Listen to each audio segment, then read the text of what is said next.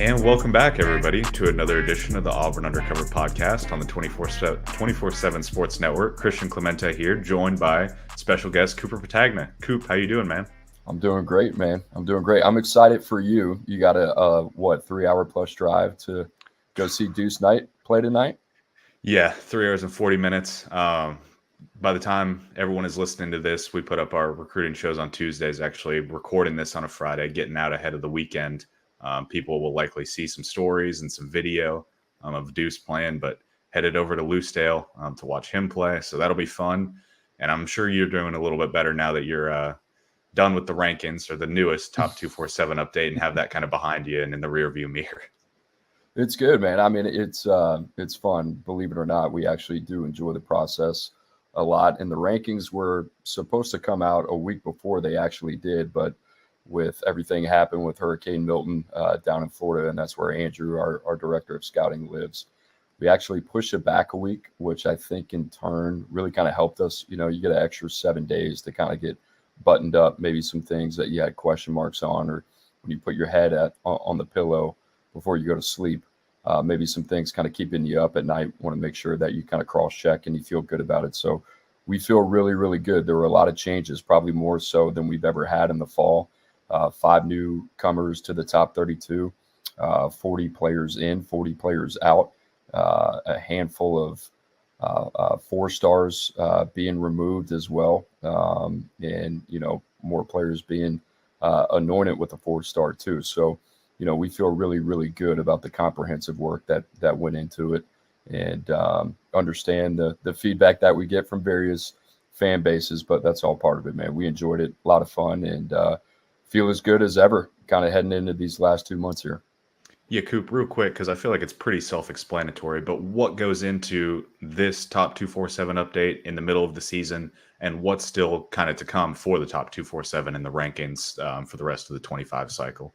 This is a very important one, like the way to explain it. And obviously, when you're trying to explain it to a fan base or an audience that says, well, hey, how could player X fall however many spots? And senior season, it means a lot for us. Now, the programs on the other side of it, they're dealing with an accelerated shot clock, right? That's why the spring, the summer evaluation, getting these guys to campus, seeing them work out, it's really important, because they have to make a decision a lot earlier than we do on how these players really stack up. For us, it's really kind of having the most time to prepare for a test ultimately at the end of the day. That's kind of the way that we see it. We have the most data available to us in terms of how these guys are growing, not only physically, but their on-field development as well, before they make that leap to college. And quite honestly, that's been a big part of our success, the moves that we've had to make as these guys are seniors. So everything that goes into it is obviously leading off from the camps and the combines from over the offseason, what we saw in the UA Next circuit, what we saw at the Elite 11. Now we get to see, all right, how have these guys taken that next step from the offseason and really played as seniors, and are they trending in the right direction? Have they plateaued, or have they regressed? And in a lot of cases, you get a mixed bag of everything, and that's how we end up being really convicted on our guys inside the top 105 and feeling really strongly about that. And the rest is a little bit of a guessing game, quite honestly. But we feel good about it. We've been covering this specific class for the last 2 years. So seeing these guys, knowing the questions that you're going to have going into the season, and then seeing whether or not they answer those questions, that really kind of validates our moves here midway through the senior season. Yeah, you mentioned mixed bag. I mean, for Auburn, there were some guys that really jumped up. I mean, Alvin Henderson came back into the top 247. Hollis Davidson debuted in the top 247. Donovan Starr shot up over like 100 spots. He's knocking on the door of a top 100 guy now. And then obviously some guys dropped as well. No major drops, really. I think the biggest drop would be like an Antonio Coleman going from 101 to 142. So you're talking about, you guys always compare it to the NFL draft. So you're talking about 30 spots or so there, 40 obviously for Antonio. So a round or so of the draft.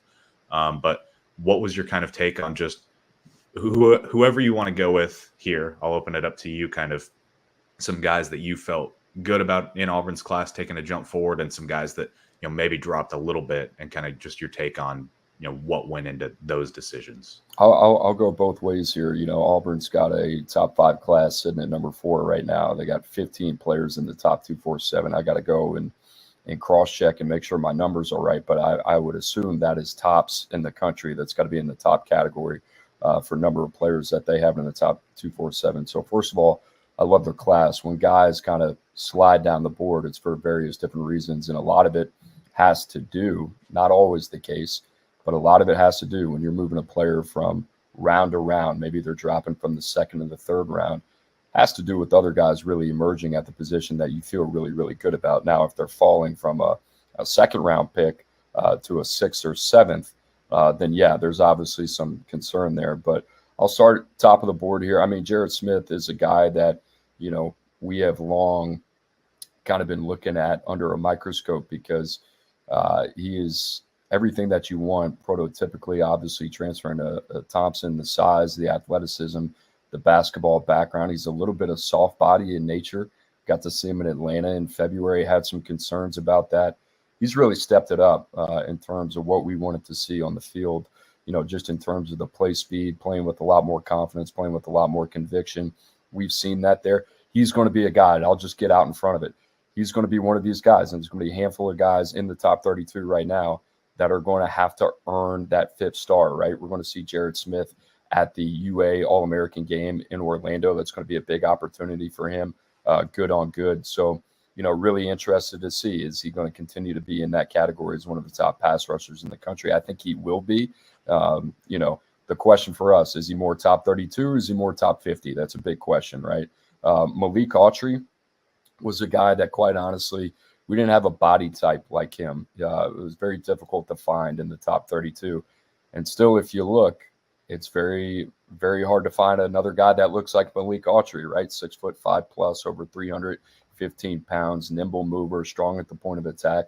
I thought there were some times on tape this year that you wanted a little bit more, but feel really, really good with the athlete, feel really good with the projection. We'll get to see him in San Antonio at the All-American Bowl. Amari Adams was a guy that leapfrogged him, that's played, honestly, a little bit more complete this year as a senior. So still really excited about Malik, still excited about Jared Smith. Deuce Knight was a guy that slid back for us, and this was really calculated, right? We saw him in LA coming off the Elite 11 finals. I thought he had a really good performance. I thought that's the best that he's looked in that type of setting. Saw him in Oxford as well.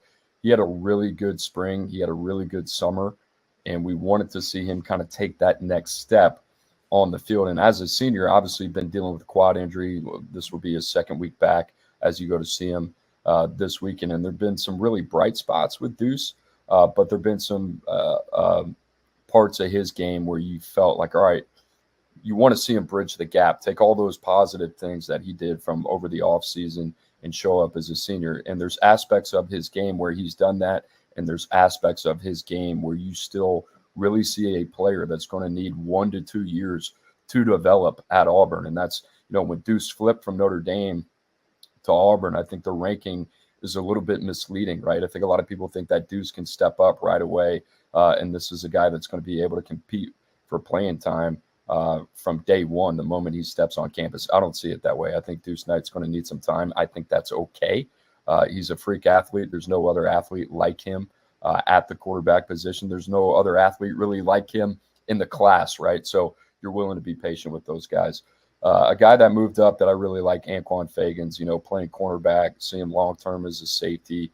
I mean, shoot, man, can play close to the line of scrimmage, can play the deep hash, super instinctual. I love this kid's ball skills. The more you watch, the more you liked.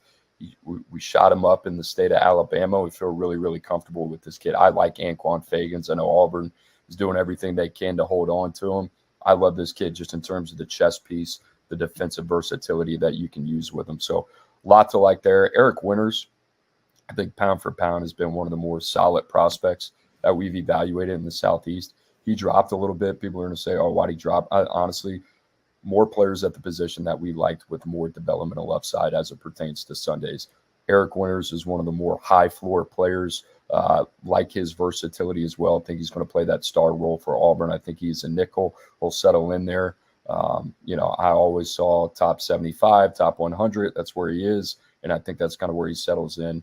I look forward to seeing him at the AAB. Caleb Falk was a guy that we kind of went back and forth on, talked with a lot of collegiate sources about where they saw him. There was times where I thought, all right, this guy is the most natural as an edge. Talked to Auburn, they see him as an off-ball linebacker. I still think they're going to play him situationally as a stand-up pass rusher. Now, I like Caleb a lot. I think he's the best athlete on his team by far. He's a two-way player, does a lot of things offensively. His brother Keldrick kind of had a little bit of a difficult evaluation as well. Yep. And then he showed up at the All-American Bowl and really, really kind of surprised us in a big way. Now, Caleb's one of those guys I'm hoping we get at Alabama, Mississippi, right? But just in terms of the athlete, we feel good about him. Some question marks about the speed, how it relates, question marks about instincts, playing as an off-ball backer in the box. I think all those things show up. But another guy that we like is a top 100 prospect. Mm-hmm. And the linebacker position is really as loaded as it's ever been, just in terms of the top 3 rounds since I've been here. Jordan Crawford, holy smokes, man. Big fan of this kid. If he moved, I think it was very incrementally. But just quick twitch, powerful. You throw on the tape against Carrollton, and this guy's just disruptive in the backfield. Always thought we were kind of splitting hairs between him and Antonio Coleman. I actually think Crawford has kind of created some separation there. So I know we're going to talk about themes in the class a little bit later, but if you have Autry, Crawford, Nathaniel Marshall, Antonio Coleman, I know I've talked about it a lot, but that group up front is pretty legit, pretty special. Nate Marshall is a guy that we went back and forth. Is he a D lineman? Is he an edge? I think he's more of an edge. It seems to me like he's kind of cleaned up his frame a little bit, lost a little bit of weight. They played him more in a 2-point stance off the edge. He's done some really, really nice things. More of a high floor guy, not somebody you would really kind of compare to a guy like Amaris Williams, but a fun player that should be able to actually contribute sooner rather than later. Derek Smith, depending on who you're talking to, some see him as a receiver, some see him as a corner. This guy is a wild card, and where we put wild cards is the 4th round. That's kind of where we see him, right? Big, physical kid, like the ball skills. I think he's a little bit more natural at receiver, but if you wanted to play him at safety, I could get on board with that. Like if I'm Auburn, I really don't care where he's ranked, right? This is a guy in state, get him in the boat, figure him out. Might take a year or two to figure out how to develop, but these guys that play all 3 phases, they typically find a way to the field a little earlier than you think.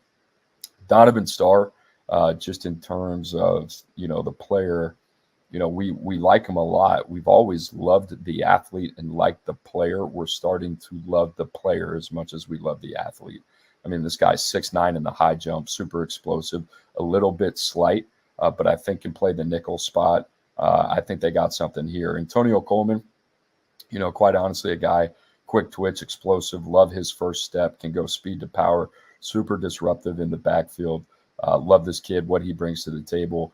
The other thing for us is like, you look at the recruitment a little bit, right? Twice committed to Alabama, twice committed to Auburn. There's been some off-field stuff, right? So that enters the picture a little bit. I talked about that wild card round. 4th round is kind of there, right? So if somebody wanted to say, hey, I see him more as a 3rd round guy, I wouldn't push back on that, right? But when you make these decisions, you got to look at it holistically. Woodby is a guy that's had a really, really good senior year.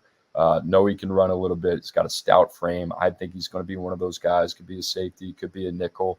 Auburn's got a lot of these dudes. They're going to have to figure that out. When you look at Winters, you look at Woodby, you look at Fagans, who obviously offers a little bit of a different skill set. We just talked about Donovan Starr. A lot of these guys can play inside. I want to know which guys can play out on the perimeter, but that's a good problem to have. Tavares Dice, man, big fan of this kid, just in terms of what he can do. We see tackle, wouldn't be surprised if it's guard. I think he's going to be a right tackle long-term, strong at the point of attack, coming out of Langston Hughes, checks a lot of boxes. Alvin Henderson was a guy that, when we dropped him out of the top 247 last time, we kind of felt, all right, this guy's dominating low-level comp, ran low 4.7s.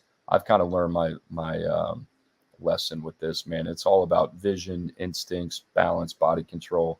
Alvin Henderson's got all of that, right? So we're excited to see him in San Antonio. I think he's got another shot to kind of prove himself as a guy that could work his way up the board. And then in the sixth round with Hollis Davidson, we were really looking for guys that we could take a shot on. And Hollis Davidson is a big kid and is a very natural pass catcher. He's going to have to put on some weight, be a little bit more physical as an inline blocker. But these are skill sets that you really like, right? I mean, we looked at Kamari and Pimpton a few years ago that ended up at LSU. He's kind of one of those body types, red zone guy that you can really kind of rely on third down as well. Supernatural pass catcher. We had our pick of the litter when it came to tight ends. Hollis Davidson was a dude that we really liked. And then, outside of that, out of the top 247, Spencer Dowling was a guy that we bumped up in my region. I think from an 87 to an 88. Got some measurements on him. I think he's going to be a good swing tackle type, can play right tackle, potentially guard. And then, I know Broderick Scholl is going to be a name that comes up. I just want to let the Auburn faithful know we're continuing to monitor him very, very closely. We want to make sure we get him right. So excited to see him in the future. Certainly a guy that I'm going to have my eyes on. But, yeah, man, that's 16, 17 deep right there, trying to, give as much context as humanly possible. And I think the biggest takeaway is you got a top 5 class coming off a top 10 class. And I think there are a lot of teams right now, they're kind of caught with one hand in the cookie jar with the transfer portal and not trying to figure out what to do with the other hand. I think Auburn is building it the right way. They obviously need to get the quarterback position figured out. But between Walker White, Deuce Knight, they have two of the most dynamic upside plays at the quarterback position. They're probably going to need a bridge guy, but if they do it right, I think both those guys sit 2+ years and they're ready by year 3, and that's a perfect situation for them. So I think the cavalry's coming. I've long thought that here. They got to win some football games, but shoot, man, just in terms of what they've done the last 2 years, it's been pretty special. Yeah, Coop. I mean, for anyone that was complaining about rankings, I mean, you just got a rundown of every single player in the top 247 that Auburn has. So that was incredible. I want to ask you, coming from, you worked in the personnel side of things, Auburn 2-4 to start the year, obviously recording this before the Missouri game, so don't know what'll happen there. But are you surprised at all when you look at Auburn having a top 5 class and still struggling on the field? Is that a surprise for you? No, I think this is what good programs do, right? I mean, I think Coach Freeze understands the importance of recruiting for a lot of different reasons, right? One of them being job security, another one being public perception, right? If you can sell the future, then I think ultimately at the end of the day, that's something that's going to be really, really valuable for you and your staff. And, I don't think there's, at least from what I don't feel like there's a lot of genuine concern or loss of confidence from the prospects, right, who view Auburn and where Auburn can possibly go. Has this season so far been disappointing?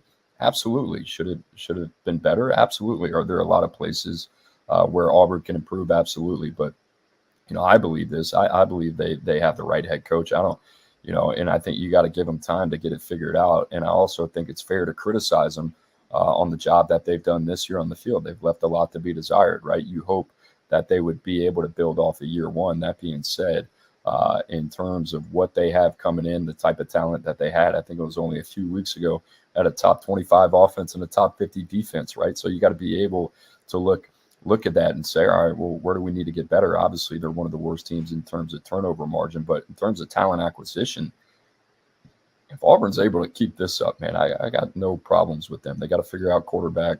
They'll pony up for one this offseason. I got no doubts about that. And if they can just get better, more consistent play there in some of those areas, they're going to be fine. And quite honestly, they'll be one of those teams where I think they can make up a lot of ground rather quickly, and they're set up for a really, really intriguing year 3 under Hugh Freeze.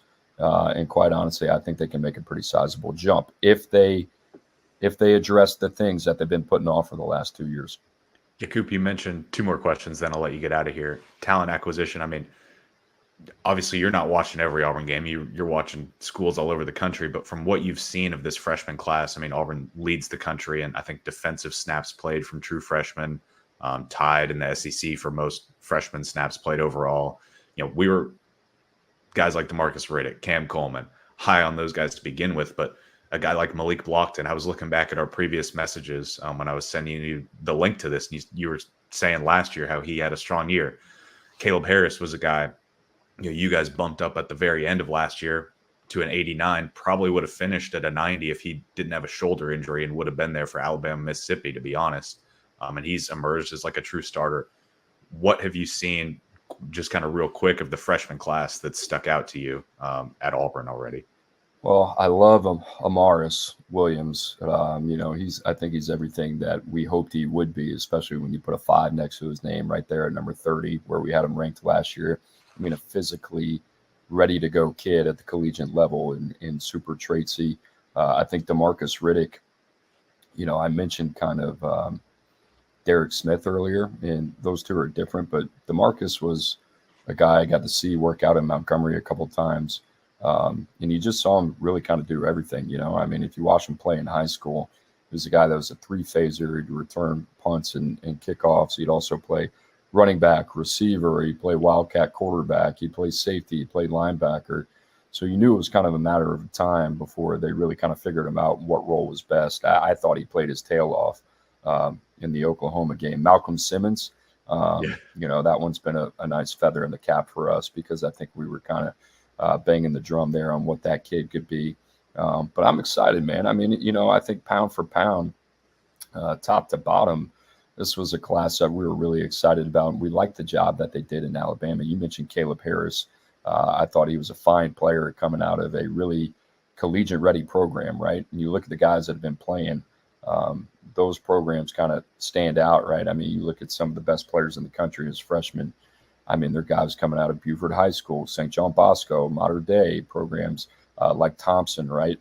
Saraland, right? Ryan Williams, right? Like that's not a coincidence. So super excited. Obviously, Jay Crawford's another guy. Blockton, we like. Caleb Harris, like I said. These are all dudes that are going to play. And obviously not all of them have played early. But like I said, I think I'm not trying to gas up Auburn in any type of way here. But me as somebody that's looked at their last 2 classes and then watch them on the field, and you're like, okay, obviously there's some things to figure out. I'm not really concerned. There's some areas where they got to get right. But in terms of what they've done holistically, I think what we should see next year, and hopefully the second part of this season, are playing some young guys, getting some valuable experience. And then by year 3, I mean, this should be a team that, quite honestly, if you're Hugh Freeze, nobody in the SEC wants to play, because they're a young, talented team, right? That is really only lacking experience. So, yeah, man, I'm excited about them. And, as I've said, fair to criticize in terms of what they've done on the field. What they've done off the field really doesn't have a lot of blemishes. I really can't poke holes in what they've done. They deserve a lot of credit. Will Redmond and his gang, so I'm big fan of what they're doing. And I think it's not going to be long until everybody kind of feels that same way as well. Cooper, let me sneak this question in real quick as well, because you mentioned Malcolm Simmons and you talked Derek Smith. Talked with a source at Auburn the other day who said Derek Smith reminds them of a bigger Malcolm Simmons, playing all over the field in high school ball.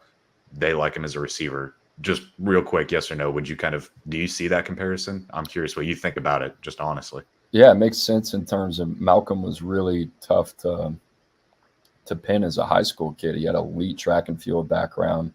Not only as a sprinter, but really as an explosive leaper as well. Derek Smith, one of those guys that, like I said, plays receiver, plays safety. The good thing about both those two, when you look back on their recruitments and how they played in high school, they both played very fast. And what I mean is there's not a lot of processing, and sometimes that's a good thing, right? It's very read and react depending on what side of the football that they're on. It's one cut and go, and I think Derek Smith is much that way.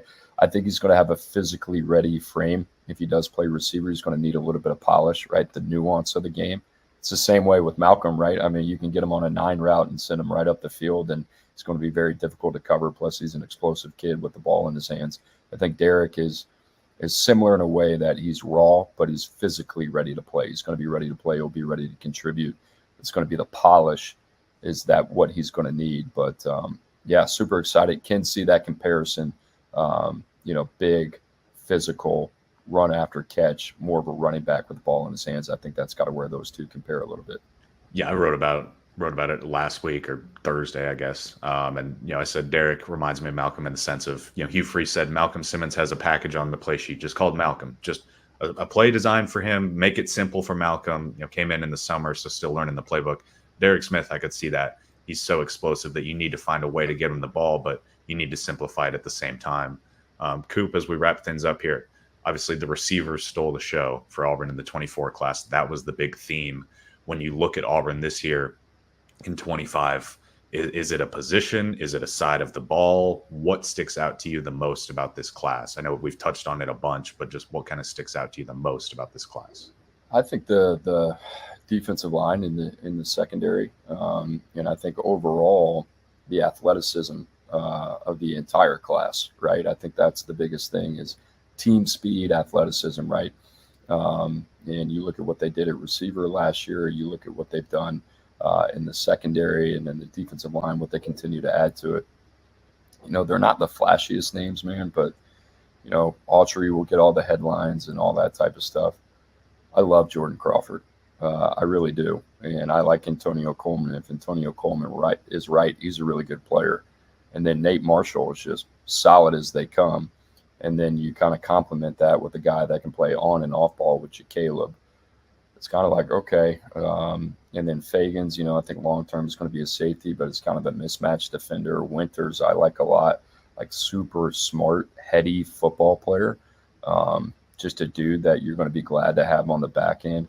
Donovan Starr is kind of this unique athlete. Woodby's very solid. I think he's a nickel. So they have complemented their roster incredibly well. And I think they have 11 guys committed from the state of Alabama, similar to last year. What's Alabama have? 3, right? So there's this very kind of, I would say, undervalued job that they're doing in their home state, where, like you mentioned, Caleb Harris, and you mentioned some of those guys that they've done a tremendous job with. And I'm trying to find an example of maybe a guy down the board that we like from the state of Alabama, Alvin Henderson being one. That's interesting to me. And Alabama's recruiting their tail off, and not a lot of holes in their class either. But the longer you go from recruiting your own state, and the longer that Hugh Freeze goes recruiting Alabama, you can start to gain a little bit of separation there long term, right? And that's something I kind of have my eye on. They've made Alabama a priority, and if they're going to do that and the other school isn't, that's going to serve them well in the future, because there are a lot of really, really, really good football players in the state of Alabama. Coop, really appreciate you hopping on. Before we get out of here, let everyone know where they can find you, find your show with Andrew Ivins. New name now, and new kind of scheduling as well. That's right. You can find Drew and I every Monday and Wednesday. Monday on CBS Sports Network, 2 o'clock Eastern. Wednesday on the 24/7 Sports YouTube channel, 1 o'clock Eastern. The name of the show is The 105, which, if you're wondering what that means, the new scholarship count, right? So not just high school, transfer portal, everything you can imagine, anything that has to do with roster management, we're talking about it. So in the weeds, just like you and I got in the weeds, that's kind of the gist of it. And then if you want to follow me on Twitter, C Petagna, Petagna 247. Appreciate Cooper hopping on. Coop, before the cycle probably wraps up, I'm sure we'll get you back on here. Or, I think the plan is for at least me or maybe Jason and I to end up back in San Antonio this year as well, because there's plenty of Auburn influence. So maybe we'll do stand-up show or something like that out there. So look forward to that. Appreciate everyone for tuning in, and we will catch you guys on the next